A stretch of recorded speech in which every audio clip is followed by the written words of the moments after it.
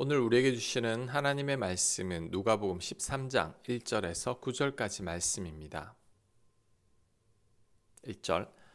그때 마침 두어 사람이 와서 빌라도가 어떤 갈릴리 사람들의 피를 그들의 제물에 섞은 일로 예수께 아뢰니 대답하여 이르시되 너희는 이 갈릴리 사람들이 이같이 해받음으로 다른 모든 갈릴리 사람보다 죄가 더 있는 줄 아느냐? 너희에게 이르노니 아니라 너희도 만일 회개하지 아니하면 다 이와 같이 망하리라. 아멘. 빌라도가 어떤 갈릴리 사람들을 죽여서 그들의 피를 제물에 섞은 일이 있었습니다. 무고한 사람들이 빌라도 때문에 죽은 거죠. 이에 대해 사람들은 이들의 죄로 인해 이렇게 죽은 게 아니냐고 예수님께 질문을 한 것 같습니다.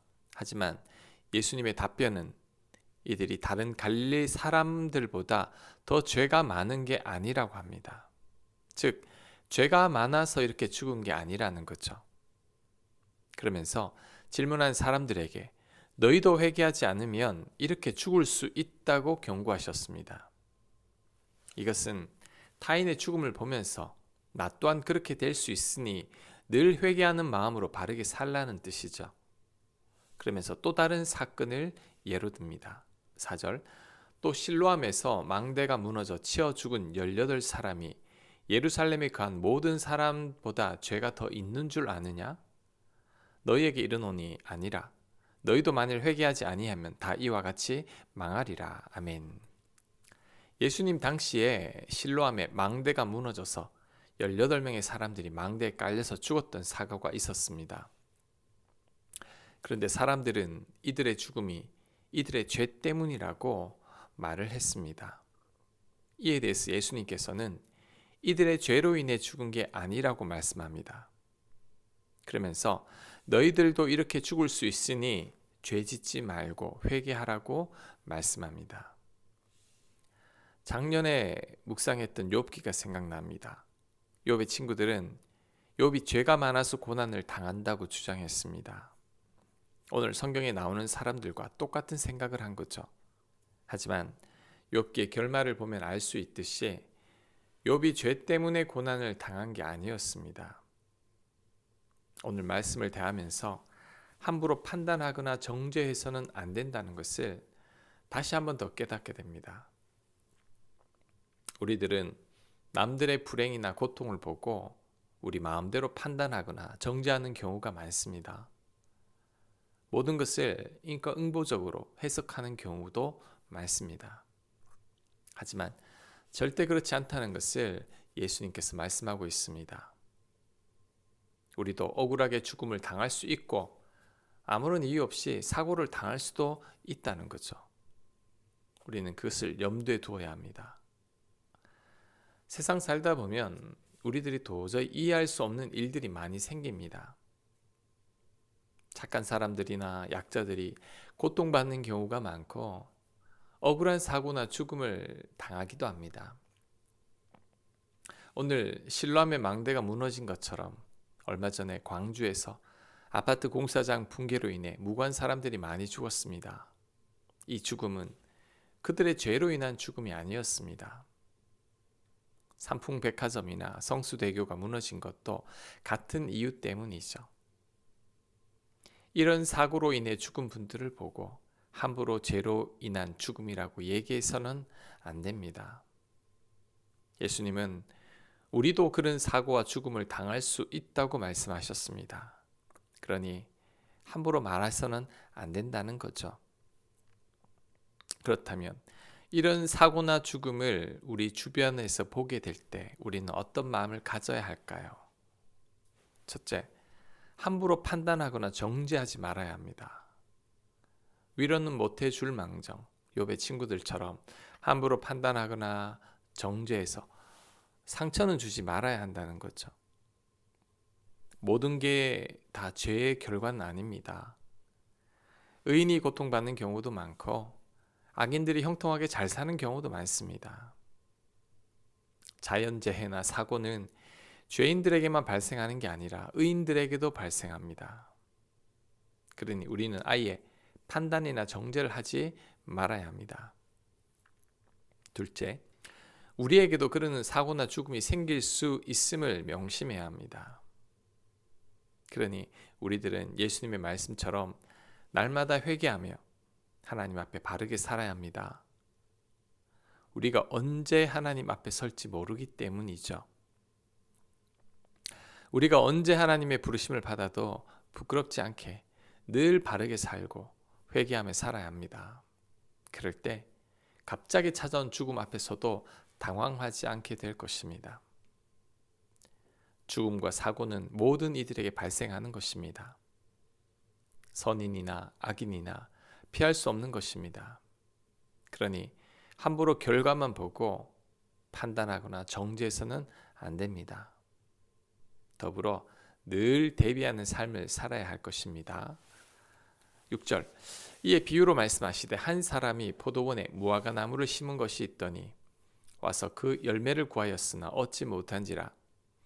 포도원 지기에게 이르되 내가 3년을 와서 이 무화과 나무에서 열매를 구하되 얻지 못하니 찍어버리라. 어찌 땅만 버리게 하겠느냐. 대답하여 이르되 주인이여 금년에도 그대로 두소서. 내가 두루 파고 거름을 줄이니 이후에 만일 열매가 열면 좋거니와 그렇지 않으면 찍어버리소서 하였다 하시니라. 아멘. 빌라도에게 죽은 사람들과 망대가 무너져 죽은 사람들에 관한 얘기를 하면서 예수님은 비유를 한 가지 더 말씀하십니다. 바로 열매 맺지 못하는 무화과 나무 비유죠. 3년이나 무화과 나무를 가꾸었지만 전혀 열매를 맺지 못하니 주인이 무화과 나무를 찍어버리라고 했습니다. 그때 종이 1년만 더 기다려 달라고 합니다. 1년 동안 거름을 잘 주고 잘 가꾼 후에도 열매를 맺지 않으면 그때 찍어버리라고 말합니다. 이 비유가 의미하는 바가 뭘까요?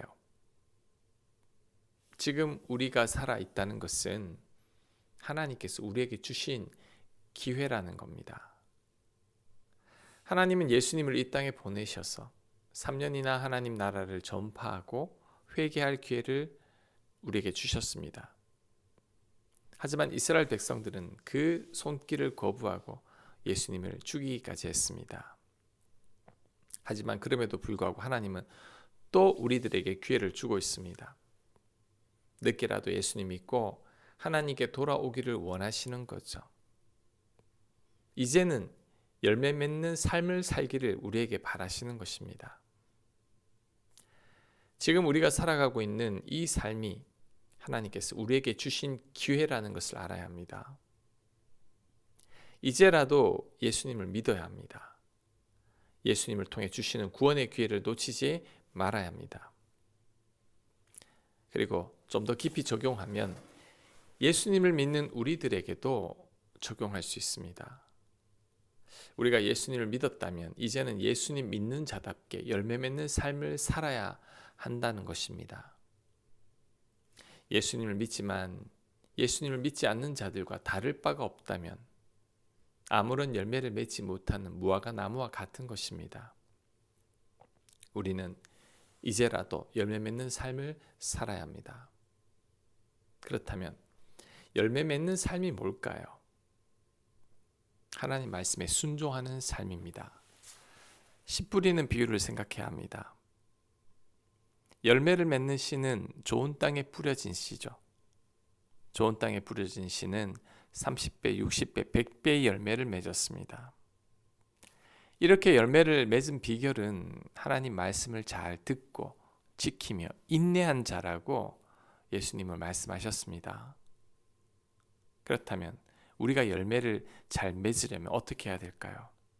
반드시 하나님 말씀에 순종해야 합니다. 말씀에 순종하는 가운데 생기는 어려움 속에서도 인내하며 견뎌내야 합니다. 그럴 때 아름다운 열매를 맺게 되는 거죠. 참 그리스도인이라면 반드시 하나님 말씀에 순종해야 합니다. 지금까지 내 뜻대로 살아왔지만 이제부터라도 하나님 뜻대로 살아야 합니다. 성경 말씀에 순종하며 살려고 애를 써야 합니다. 이제는 빛의 자녀답게 살아야 합니다. 세상에서 소금의 역할을 감당하며 살아야 합니다. 그럴 때 내 삶에 열매를 맺게 되는 것입니다. 내 삶에 아무런 열매가 없다면 예수님 말씀에 의하면 하나님의 심판이 있다고 합니다. 우리는 이런 삶을 살아서는 안 될 겁니다. 그리고 빌라도 사건이나 실로암 망대와 같은 사고가 우리에게 생긴다고 해도 우리가 당황하지 않게 될 것입니다.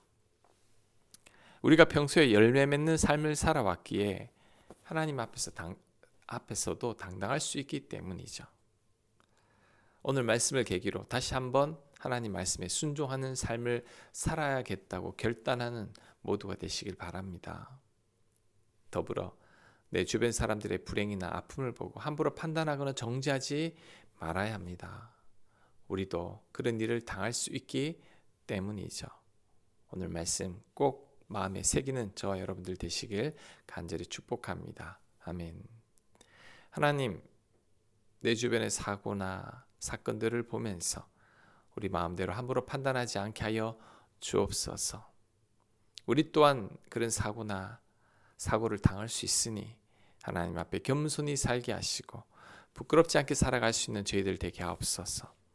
이제는 그리스도인답게 열매 맺는 삶, 하나님 기뻐하는 삶을 살아가는 저희들 되도록 역사하여 주시옵소서. 이 모든 말씀 예수님 이름으로 기도합니다. 아멘.